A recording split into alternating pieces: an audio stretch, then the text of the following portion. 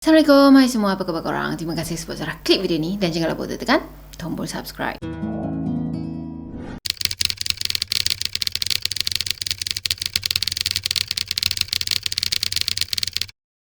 Okey, video seram kita malam ni, saya ada kumpulkan beberapa cerita tentang pengalaman seram ibu-ibu yang menyusukan bayi diorang, dan rupa-rupanya bukan bayi diorang yang diorang susukan. Cuba korang bayangkan betapa creepy-nya kan, betapa yelah sekali kita fikir pun ya Allah benda lain yang tengah menyusu sekarang ni. Allah Akbar. Tak silap saya dulu saya pernah cerita tau, yang mak saya sendiri pun pernah mengalami kejadian misteri ni. Cuma dalam video yang lepas-lepas lah, rasanya macam video awal saya buat YouTube dulu. Tapi tak apa, saya akan ceritakan balik dalam video kali ni. Cuma saya akan cerita last kali nanti, okey? Jadi, dah sedia untuk seram sama-sama malam ni? Jom kita mula. Okey, kisah yang pertama ni berlaku pada seorang hamba Allah ni. Kita bagi nama dia A lah, si A, okey? Oh, sebelum tu, kisah-kisah ni semua saya ada terjumpa dekat internet. Nanti saya akan letakkan link kat bawah ni. Dan in case lah ada pihak-pihak tertentu yang nak claim, this is my story, ini cerita saya kak, macam tu kan. Kalau ada apa-apa yang korang nak claim, boleh email saya terus ataupun boleh contact saya melalui Instagram, okey? Okey, ceritanya macam ni. Dalam 2 malam dah, dia rasa macam baby dia ni kuat menyusu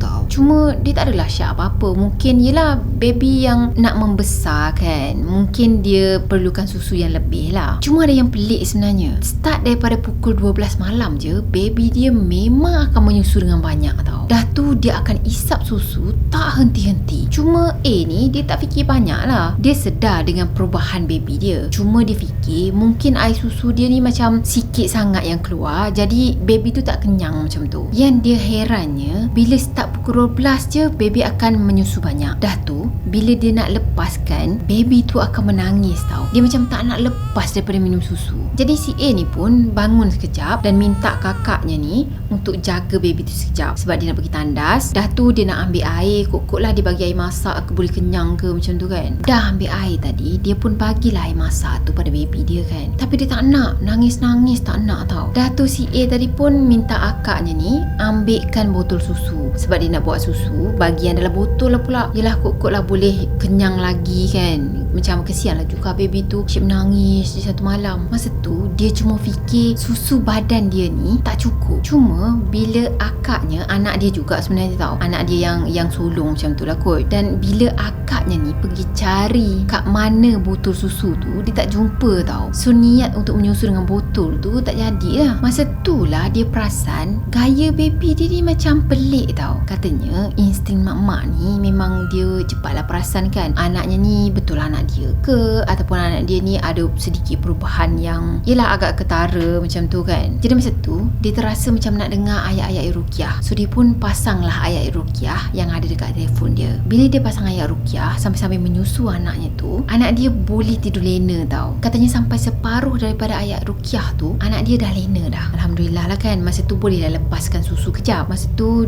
dia pun dah lega dah, bolehlah sambung tidur sebab dia pun macam tak cukup tidur kan, dah semalaman jaga anaknya. Cuma masa mata dia baru je nak terlelap, tiba-tiba je telefon dia tu berhenti. Mungkin ayat ruqyahnya pun dah habis ke macam mana, dan telefon tu pula automatik tutup kalau dah habis dah dia play ayat ruqyah tu kan. Masalahnya sekarang ni, habis je ayat ruqyah tadi, terus baby tu menangis balik. Dan dia yang baru je nak terlelap tu, dia macam buka mata macam nak nampak lah sama-sama macam tu kan. Sebab dia tidur dalam gelap, tapi adalah cahaya-cahaya yang daripada luar ni masuk sikit-sikit kan. So dia, kalau dia nampak pun macam sama-sama macam tu je lah. Dalam keadaan sama-sama tu, dia pun ambil babynya, dia gendong baby dia tu tau. Dan keadaan dia pada masa tu, dia masih lagi dalam posisi yang baring. Katanya dia angkat baby tu dengan satu tangan, dan baby yang dia angkat tu tengah menangis-nangis seolah-olah macam nak susu lagi. So dalam keadaan sama-sama tu, dia toleh dekat sebelah, dia nampak ada satu lagi baby dia tau. So sekarang ni dia tengah pegang baby dia, dan ada satu lagi baby yang ada dekat sebelah. Masa tu lah dia terdetik dalam hati dia, alamak,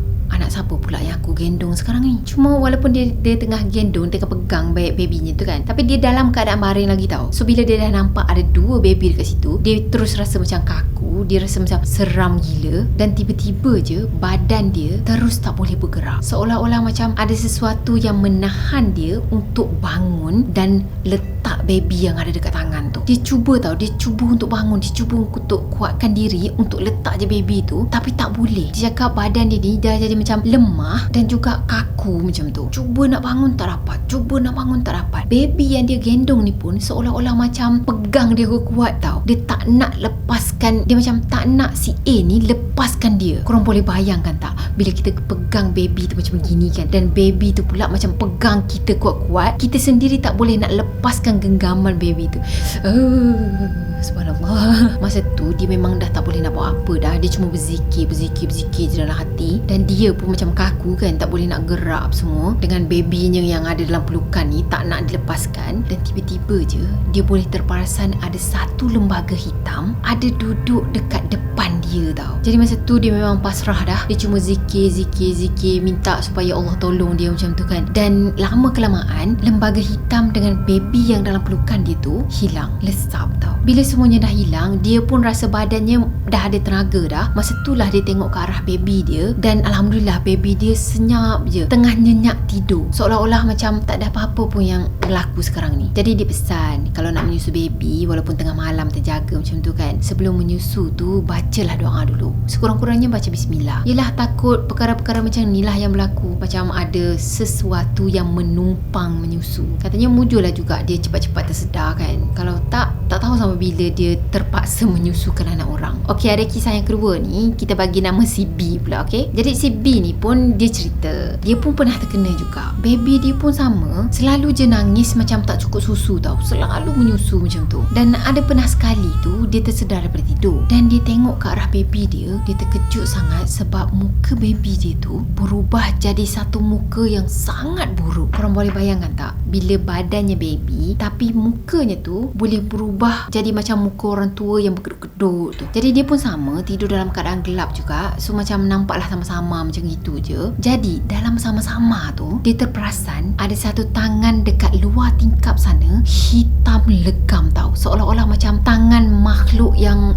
hitam dan berbulu macam tu. Tangan tu pula seolah-olah cuba mencapai sesuatu yang ada dekat dalam bilik dia. Katanya sampai sekarang pun dia tak tahu benda tu benda apa. Cuma mak dia pernah ceritalah yang tapak rumah dia orang tu memang ada sesuatu ataupun ada benda macam itulah. Okey, cerita yang lain pula daripada orang lain, kita bagi nama C pula. Okey, jadi kisah ni jadi pada anak dia yang nombor 3, dan masa tu anak dia tu baru je 4 bulan. Masa tu suami dia pergi kedai, lepas tu masa on the way balik ke rumah tu ada aksiden yang berlaku dekat tepi jalan macam tu lah. Tapi suami dia ni tak berhenti tau, dia cuma lalu je lah dekat area situ. Yelah kan jalannya nak balik rumah kan, dan katanya mayat yang ada dekat tepi jalan tu pun dah tertutup dah. Lepas 5 minit suami dia sampai dekat rumah, anak dia nangis tak henti-henti tau. Masa tu diorang pun tak tahu kan benda ni semua, jadi diorang cuma fikir mungkin anak nak susu kot. Jadi dia pun bagilah susu, cuma bagi susu tu pun macam tak cukup, sentiasa lapar. Dan dia perasan suara anak menangis pada masa tu lain macam tau, tak macam biasa-biasanya anak dia menangis. Dalam pukul 1 pagi macam gitu, menangis tak henti juga. Sudahnya dia pergi ambil baby tu,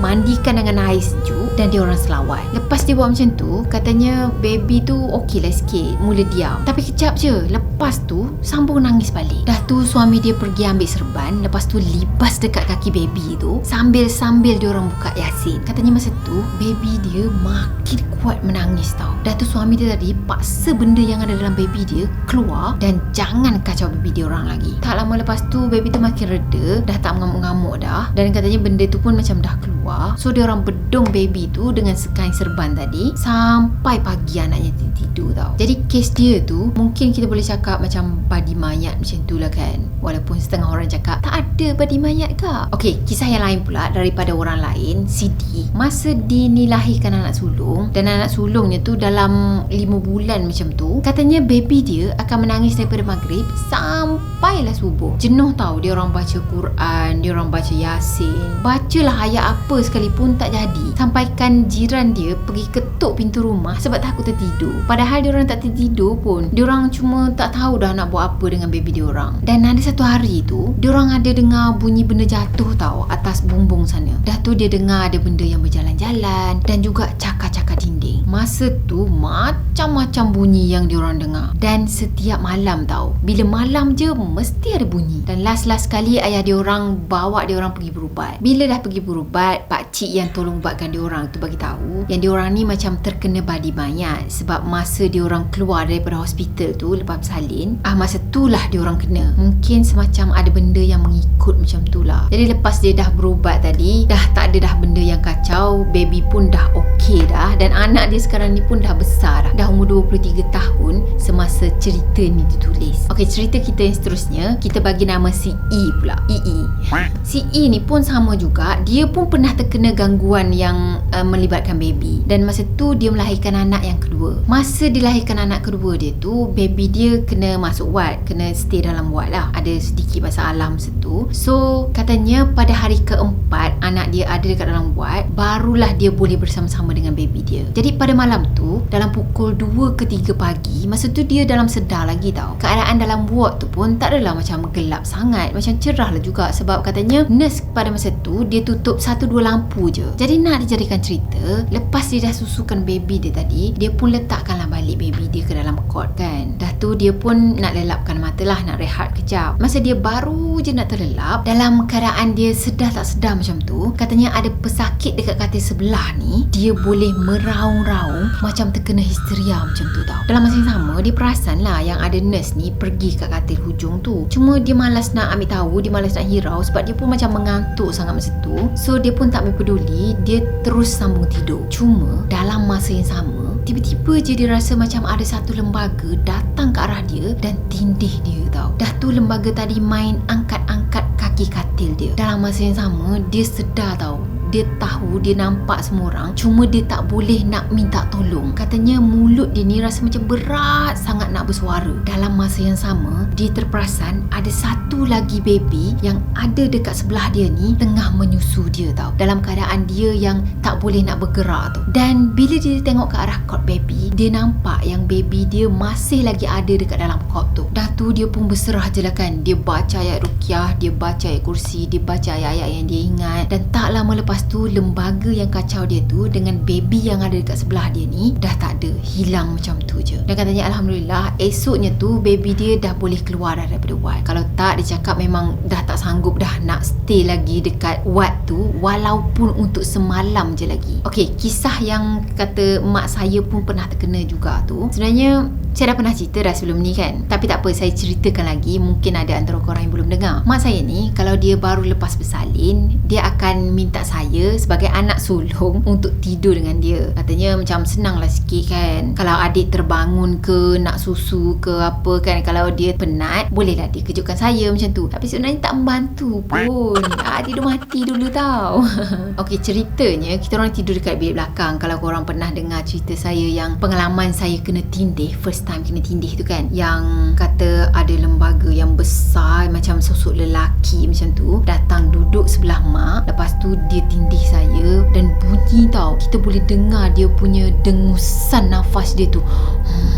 Macam tu kita dengar gila-gila punya dengar lah. Jelas lah maksudnya kan. Itulah pertama kali kena tindih. Jadi tidur dekat bilik yang sama juga, bilik kat sebelah belakang. So masa tu, esoknya tu mak saya cerita, dia cakap semalam dia tidur kan, yelah sama-sama dengan saya lah. Dia cakap masa tu dia letak adik dekat tengah-tengah. So macam dia ingat lah kan, dia letak adik dekat tengah-tengah, saya tidur dekat sebelah sana dan dia tidur dekat sebelah sini macam tu. Tapi malam tu dia rasa macam ada baby dekat sebelah satu lagi yang merengek-rengek nak minta susu macam tu lah kan. So dia pun dalam keadaan mamai, dia bagi je lah susu. Jadi dia pun bagilah susu tu kan. Lepas dia dah bagi susu, dia pun sambung tidur. Esoknya tu bila subuh, baby yang sebelah satu lagi pula yang minta susu, yang macam tersedar macam tu lah kan. So macam dia pun terfikir, semalam bukan sebelah sini ke macam tu. Dan dia tengok yang sebelah sini dah tak ada apa-apa dah. Memang adik saya ada dekat sebelah saya. Jadi adik ada dekat tengah-tengah macam macam tu lah kan. Tapi mungkin sebab keluarga kita orang macam agak terbiasa dengan benda-benda yang macam gini, sebab itulah baby tu tak merengek sampai